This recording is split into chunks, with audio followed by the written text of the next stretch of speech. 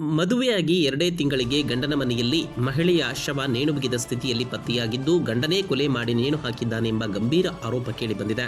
ಚಿತ್ರದುರ್ಗದ ಮಠದ ಕುರುಬರಹಟ್ಟಿಯಲ್ಲಿ ಈ ಒಂದು ಘಟನೆ ನಡೆದಿದ್ದು, ಮೃತ ಮಹಿಳೆಯನ್ನ 22 ವರ್ಷದ ತಾಯಮ್ಮ ಎಂದು ಗುರುತಿಸಲಾಗಿದೆ. ವಿಜಯನಗರ ಜಿಲ್ಲೆಯ ಹರಪನಹಳ್ಳಿ ತಾಲೂಕಿನ ತಾಯಮ್ಮ ಎಂಬ ಮಹಿಳೆ ಮಠದ ಕುರುಬರಹಟ್ಟಿಯ ರಮೇಶ್ ಅವರಿಗೆ ಕೊಟ್ಟು ವಿವಾಹ ಮಾಡಲಾಗಿತ್ತು. ಕೇವಲ 2 ತಿಂಗಳ ಹಿಂದೆಯಷ್ಟೇ ವಿವಾಹ ಮಾಡಲಾಗಿತ್ತು. ಆದರೆ ರಮೇಶ್ ತಾಯಮ್ಮ ಕಪ್ಪಗಿದ್ದೀಯಾ ಎಂದು ಕಿರುಕುಳವನ್ನು ನೀಡುತ್ತಿದ್ದ ಎಂಬ ಆರೋಪವೂ ಕೂಡ ಕೇಳಿಬಂದಿದೆ. ಈ ವಿಚಾರವಾಗಿ ಪದೇ ಪದೇ ಕಿರುಕುಳ ನೀಡುತ್ತಿದ್ದ ಹಿನ್ನೆಲೆಯಲ್ಲಿ ಗಂಡನ ಕಿರುಕುಳ ತಾಳಲಾರದೆ ತವರು ಮನೆಯವರಿಗೂ ಕೂಡ ತಾಯಮ್ಮ ಮಾಹಿತಿ ನೀಡಿದ್ದಳು. ಸದ್ಯ ತಾಯಮ್ಮ ಶವ ನೇಣುಬಿಗಿದ ಸ್ಥಿತಿಯಲ್ಲಿ ಪತ್ತೆಯಾಗಿದ್ದು, ಆಕೆಯ ಗಂಡ ರಮೇಶ್ ಕೊಲೆ ಮಾಡಿ ನೇಣು ಹಾಕಿದ್ದಾನೆಂಬ ಗಂಭೀರ ಆರೋಪವನ್ನ ತಾಯಮ್ಮ ಕುಟುಂಬಸ್ಥರು ಮಾಡುತ್ತಿದ್ದಾರೆ. ಇನ್ನು ರಮೇಶ್ ಮನೆಯ ಮುಂದೆಯೇ ಆಕ್ರೋಶವನ್ನು ಕೂಡ ವ್ಯಕ್ತಪಡಿಸಿದ್ದು, ಪೊಲೀಸರು ಸೂಕ್ತ ತನಿಖೆ ಮಾಡುವಂತೆಯೂ ಕೂಡ ಆಗ್ರಹಿಸಿದ್ದಾರೆ. ಸ್ಥಳಕ್ಕೆ ಚಿತ್ರದುರ್ಗದ ಗ್ರಾಮಾಂತರ ಠಾಣಾ ಪೊಲೀಸರು ಕೂಡ ಆಗಮಿಸಿ ಪರಿಶೀಲನೆ ನಡೆಸಿದ್ದು, ಪ್ರಕರಣ ದಾಖಲಿಸಿಕೊಂಡು ಪ್ರಕರಣವನ್ನು ತನಿಖೆ ಆರಂಭಿಸಿದ್ದಾರೆ. ಈಗ 3 ತಿಂಗಳಾಯ್ತು ಸರ್ ಮದುವೆ ಮಾಡಿ. ಜೂನ್ 4ನೇ ತಾರೀಕು ಸರ್ ಮದುವೆ ಮಾಡಿ. ಅವರು ಇದು ಹಿಂಗೆ ನಾವು ದೇವಸ್ಥಾನ ಇಲ್ಲೇ ಐತೆ, ನಮ್ಮ ದೇವ್ರು ಮನೆ ದೇವ್ರು ಇಲ್ಲೇ ಐತೆ. ಅದಕ್ಕಾಗಿ ನಮ್ಮ ಇವರು ಸಂಬಂಧಿಕರೆಲ್ಲ ಇದ್ಕೊಂಡು ಮತ್ತು ಹಿಂಗೆ ಹುಡುಗಪ್ಪ ಅದಾನೆ, ಹಿಂಗೆ ನಿಮಗೆ ಓಡಾಡೋಕ್ಕೆ ಹತ್ರ ಆಗುತ್ತೆ, ನಿಮಗೂ ಒಂದು ಸಂಬಂಧ ಇರುತ್ತೆ ಅಂತಂದು ಹೇಳಿದ್ಕೆ ಸರಿ ಮತ್ತು ಅವರೆಲ್ಲ ಇದ್ದಾರೆ ಕೊಡೋಣ ಅಂತಂದೇಳಿ ಒಳ್ಳೆ ಹುಡುಗ ಅಂದಿದ್ದಕ್ಕೆ ನಾವೆಲ್ಲ ಕೊಟ್ಟು. ಯಾರ್ದು ಇಲ್ಲೇ ಹುಡುಗಂದು ಮುಷ್ಟೂರು ಇಲ್ಲೇ ಬಂದು ವಾಸಾಗಿದ್ದಾರೆ. ಅವ್ರ ತಂದೆ ಇಲ್ಲ, ಒಬ್ಬನೇ ಹುಡುಗ. ಹಿಂಗೆ ಇಲ್ಲಿ ಗೌರ್ಮೆಂಟ್ ಹಾಸ್ಪಿಟ್ಲಲ್ಲಿ ಡ್ಯೂಟಿ ಮಾಡ್ತಾಯಿದ್ದಾನೆ. ಗೌರ್ಮೆಂಟ್ ಆಸ್ಪತ್ರೆಯಲ್ಲಿ ಒಂದು ಡ್ಯೂಟಿ ಮಾಡ್ತಾಯಿದ್ದಾನೆ. 15,000 ಸ್ಯಾಲ್ರಿ ಕೊಡ್ತಾರೆ. ಚೆನ್ನಾಗಿರ್ತಾಳೆ ಮಗಳು ಅಂದಿದ್ದಕ್ಕೆ ನಾವು ಬಿಡು, ಮತ್ತು ಈಷ್ಟು ದಿನ ಕಷ್ಟಪಟ್ಟತಿ ಚೆನ್ನಾಗಿರ್ತತಿ ಅಂತ ಕೊಟ್ಟಿವಿ ಸರ್.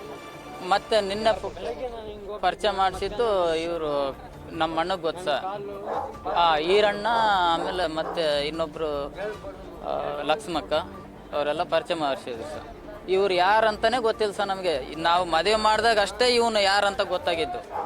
ನಾವು ಇಷ್ಟು ವರ್ಷ ಬಂದ್ರೂ ಇವನು ಯಾರಂತ ಗೊತ್ತಿಲ್ಲ. ಹಾಂ, ಅದೇ ಇವ್ರು ನಮ್ಮ ಸಂಬಂಧಿಕರೆಲ್ಲ ಹೇಳಿದ್ಕೆ, ಮತ್ತು ನಮ್ಮ ಸಂಬಂಧಿಕರು ನಮ್ಮ ಅಣ್ಣ ತಮ್ಮಗಳು ನಮ್ಮ ಮನೆ ದೇವ್ರು ಇಲ್ಲೇ ಐತಿ, ಒಳ್ಳೆ ಹುಡುಗ ಅಂದಿದ್ದಕ್ಕೆ ನಾವು ಕೊಟ್ಟಿವಿ ಸರ್. ಈಗ ಹೊಡೆದು ಮೇಣಾಕಿದ್ದಾನೆ ಸರ್ ಅವನು. ಮೊನ್ನೆ ನನ್ನ ಮಗಳು ಫೋನ್ ಮಾಡಿದ್ದು ಸರ್, ಚಿಕ್ಕಪ್ಪ ಹಿಂಗೆ ಇದು ಊರಿಸ್ತಾನೆ, ಹೊಡಿತಾನೆ ಬಡಿತಾನೆ. ಅಲ್ಲಮ್ಮ, ಗಂಡ ಹೆಂಡ್ತಿ ಕಾಮನ್ನು, ಇವೆಲ್ಲ ಮೊನ್ನೆ ಮದುವೆ ಆಗಿರಿ, ನೀನೇ ಅಡ್ಜಸ್ಟ್ ಮಾಡ್ಕೊಂಡು ಹೋಗು ಅಂತ ಹೇಳಿದ್ವಿ. ಯಾವುದಿಲ್ಲ ಸ, ಅಲ್ಲಿ ನಾವು ಊರಿಂದ ಎಲ್ಲ ಹೊತ್ಕೊಂಬಂದು ಭಟ್ರು ಸಮೇತನು ನೀರು, ವಾಟ್ರ್ ಬಾಟ್ಲಿ ಸಮೇತನು ಎಲ್ಲ ತಗೊಂಬಂದು ಇಲ್ಲಿ ವಿಶ್ವಕ್ರಮ ಚೇಟ್ರಿಯಲ್ಲಿ ಮದುವೆ ಮಾಡಿಕೊಟ್ಟು ಅವನಿಗೆ ಸೈನ್ಸರ್ ಹಾಕಿ ಎಲ್ಲ ಹಾಕಿ ನಾವೇ ನಿಂತಿದ್ದು ಮದುವೆ ಮಾಡಿಕೊಟ್ಟು ಹೋಗಿದ್ದೀವಿ ಸರ್. ಹಾಂ,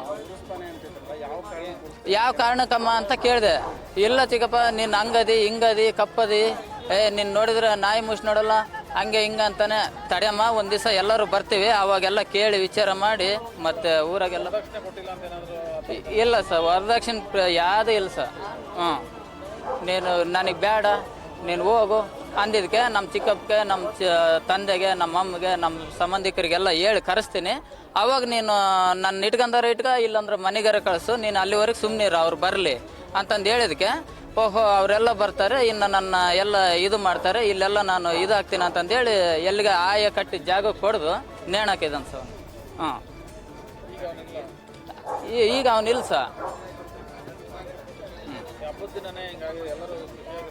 ಹ್ಞೂ ಸರ್, ಇವತ್ತು ಗಣೇಶನ ಹಬ್ಬ, ಇವತ್ತೇ ಅವನು ನಾವೆಲ್ಲ ಇದು ಮಾಡಿ ಫೋನ್ ಮಾಡಿ, ಹಿಂಗೆ ಬರ್ರಿ, ಹುಷಾರಿಲ್ಲ, ಹಾಸ್ಪಿಟ್ಲಿಗೆ ಹೋಗ್ಯಾರ ಅಂದಿದ್ದಕ್ಕೆ ನಾವು ಬಂದಿವಿ ಸರ್. 3:30 ಆದರೂ 12 ಗಂಟೆಗೆ ಅಲ್ಲಿ ಕೊಲೆ ಆಗಿದ್ದು ಸರ್.